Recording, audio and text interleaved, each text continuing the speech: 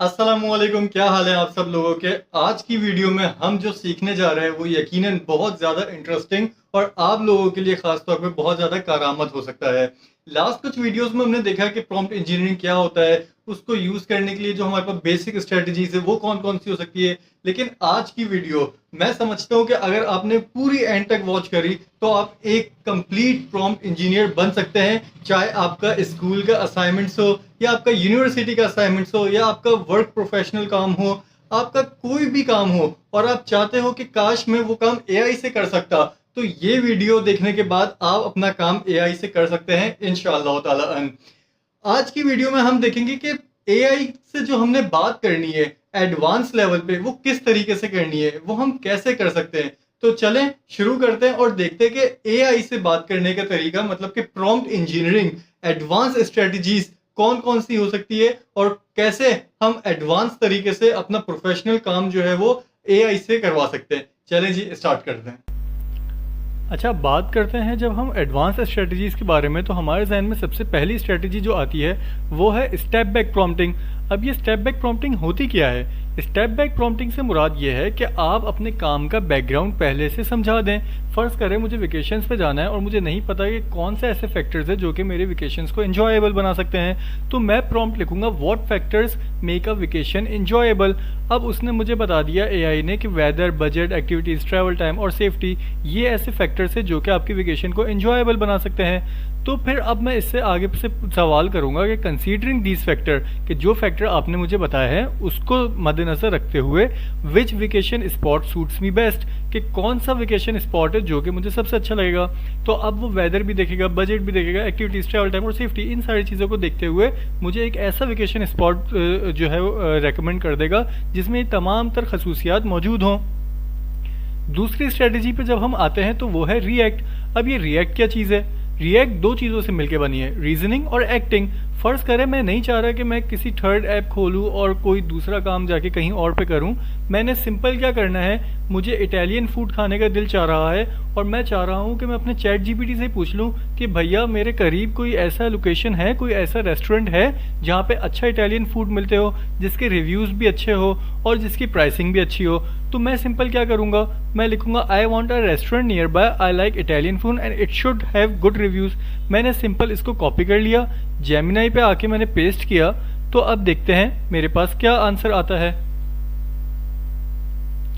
यहाँ पे आप देखें तो इसने गूगल मैप्स कनेक्टिंग, मतलब थर्ड पार्टी ऐप को इसने जो है वो इंटीग्रेट कर लिया अपने साथ। अब रिएक्ट का क्या मतलब होता है? Reasoning plus acting. तो अब ये इसने एक्ट तो किया, गूगल मैप से मुझे एक चीज़ ला के दी और उसके साथ साथ रीजंस भी दिए कि ये जगह क्यों मशहूर है, ये जगह आपको क्यों जाना चाहिए, ये लोकेशन से कितनी दूर है क्या नहीं, क्या प्राइसिंग है, ईच एंड एवरीथिंग इसने मुझे जो है वो बता दी। और अब जो है वो इसने एक नहीं बल्कि कई रेस्टोरेंट्स की मुझे प्रेफरेंस दे दी और उसके बारे में रीजंस भी दिए कि ये रीजंस हैं इस जगह पे जाने के लिए।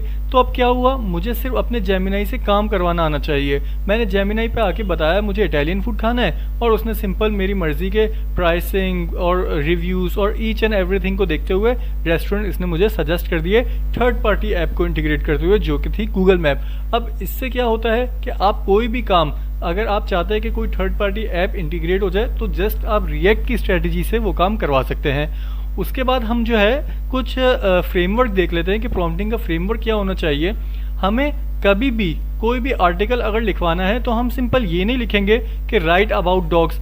मुझे ये पता है कि वो आर्टिकल है और 300 वर्ड्स का है। अब राइट अबाउट डॉग्स लिखने से क्या होगा कि वो भरपूर डॉग्स के बारे में बता देगा और जो चीज़ें मुझे नहीं भी मालूम करनी होगी वो भी बता देगा। मुझे बिल्कुल अपनी बात में क्लियर रखना है, स्पेसिफिक होना है। मैंने कहा 300 वर्ड का आर्टिकल लिख दो जिसमें health benefits, focusing on mental health, physical activity, social connection, friendly accessible twin.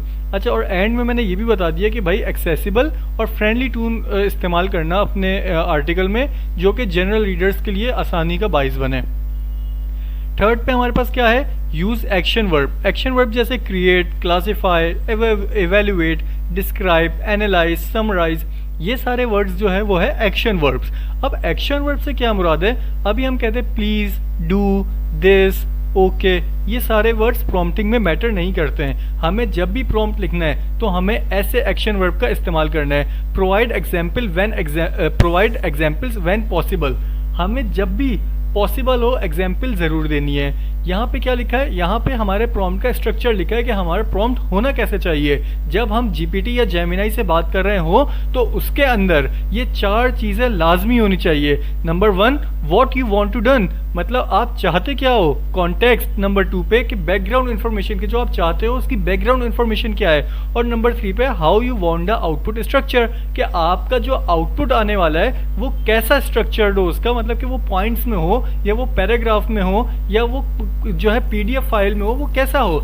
और last but not the least हम एक एग्जाम्पल भी दे दें कि जैसे हमारे पास कोई रिपोर्ट पहले बनी हुई है, हम उसी रिपोर्ट को इंटीग्रेट कर दें, एग्जाम्पल अटैच कर दो और बोले कि इस रिपोर्ट को देखते हुए मेरी नई रिपोर्ट बिल्ड कर दो, तो एज इट इज़ वो मेरा काम और एक्यूरेट कर सकेगा।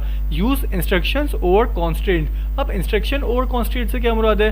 अभी हम बोलते हैं please do not do this, don't do this, ऐसी सारी चीज़ें बात करते हैं, लेकिन हमें इससे बजाय हमें जो है वो इंस्ट्रक्शन पे फोकस रखना चाहिए।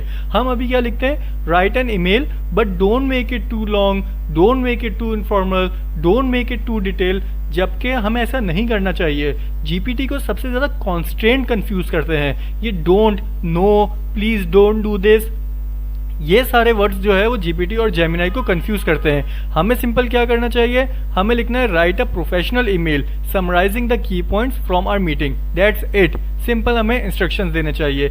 नीचे अगर आ जाएं तो यहाँ पे लिखा हुआ है common pitfalls and how to avoid them, कि कौन से ऐसी मिस्टेक्स हैं जिससे हमें बचना चाहिए। एम्बिगियस इंस्ट्रक्शन, हम एक ही बात को बार बार रिपीट करते हैं, जबकि जीपीटी और जेमिनाई को एक ही बात बार बार रिपीट करने से जीपीटी और जेमिनाई कंफ्यूज होता है। और व्हेन एवर जब आपका एलएलएम कंफ्यूज हो गया तो वो आपको बहुत ज़्यादा वैग आउटपुट देगा, बिल्कुल बेकार आउटपुट देगा। तो आपको अपनी बात सिर्फ एक बार रखनी है, स्पेसिफिक और क्लियर रहना है अपनी बात को लेके। टू मैनी कॉन्स्टेंट, वही बात कि आप ओवर कॉन्स्ट्रेनिंग करते रहते हो, एक ही बात को जो है वो नेगेटिव अंदाज में बोलते हो, तो आपको नेगेटिव नहीं बल्कि पॉजिटिव चीज़ों पे गौर करना है। आपने हमेशा पॉजिटिव इंस्ट्रक्शंस देने हैं। यहाँ पे हमारे पास जो है वो कुछ हैंड ऑन एग्जाम्पल्स है जो कि आप बिल्कुल ट्राई कीजिएगा, और जो है इसको ट्राई करने से ये होगा कि आपके पास एक अच्छी प्रॉम्प्टिंग जो है वो टेक्निक्स आ जाएंगी और आपको प्रॉम्प्ट लिखना आ जाएगा। इस डॉक्यूमेंट का लिंक मैं इंशाल्लाह आपको डिस्क्रिप्शन में दे दूंगा, तो आप simple by clicking this link आप इस डॉक्यूमेंट पे आ जाएंगे और इसको और अच्छे से अपने पास स्टडी कर सकते हैं। एक last but not the least, हमारे पास एक मैजिकल लाइन होती है जो कि जो है वो बहुत ज़्यादा कारामद होती है। जब भी आप प्रॉम्प्ट लिख लें तो उसके आखिरी में लिखे ask me 10 question to improve this further, कि ये आप 10 क्वेश्चन मुझसे पूछो जीपीटी या जेमिनाई या क्लॉड, और ताकि मैं अपने प्रॉम्प्ट को और ज़्यादा अच्छा कर सकूं। अब क्या होगा कि जो आपके प्रॉम्प्ट में खामियां होंगी, जो आपके प्रॉम्प्ट में मिसिंग चीज़ें होंगी, वो इन क्वेश्चंस के ज़रिए आपका एलएलएम सीख लेगा और आपको बेहतरीन आउटपुट निकाल के देगा। ये थी आज की वीडियो और इसमें हमने आज कवर किए एडवांस स्ट्रेटजीज़। यकीनन ये आप जब स्ट्रेटजीज़ अपने पास प्रैक्टिस करेंगे तो आपको इससे ज़्यादा अच्छा जो है वो प्रॉम्प्ट लिखना आ जाएगा और आपका जितना भी काम होगा वो आपको अच्छे से अच्छा करना आएगा।